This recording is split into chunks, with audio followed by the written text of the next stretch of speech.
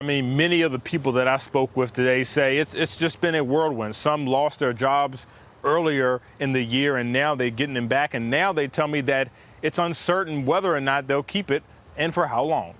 I think that this pandemic kind of struck a nerve with everyone because, well, one, no one knew it was coming. Chelsea Brewer is one of many Richmond workers facing uncertainty during COVID-19. When this first hit and we first closed the restaurant that I work in, it was pretty scary. The Richmond bartender says the last few months have been a whirlwind. We were unsure of whether or not we would even reopen, whether or not bartending would even be a position anymore. Earlier this week, the Virginia Safety and Health Codes Board passed an emergency standards for state workplaces that will aim to stop the spread of COVID-19 separate from the CDC guidelines. Now this standard layers on top of that and replaces it with additional requirements. Courtney Malvo serves on that board. For example, it will require that they have infectious disease prevention plans and response plans.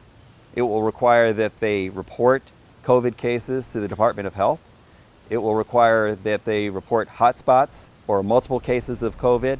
He says the Virginia Occupational Safety and Health Agency will have to work with employers and enforce the rules. They have not been issuing citations as far as we know. Unless the agency actually works with the employment community and also starts to enforce existing regulations, it may not have an effect at all. Businesses like Perch RVA and Scott's Edition and Proper Pie Company in Church Hill have had to close due to positive cases reported by employees. We really need to focus on coming together by socially distancing. Brewer is just hoping everyone can follow the guidelines and work towards some type of normalcy. I think it's united we stand, divided we fall. We really have to come together to understand that yes, this is a pandemic. It is sweeping the globe.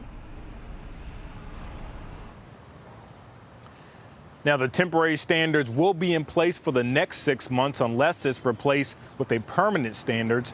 We have a full breakdown of the guidelines on our website at WTVR.com.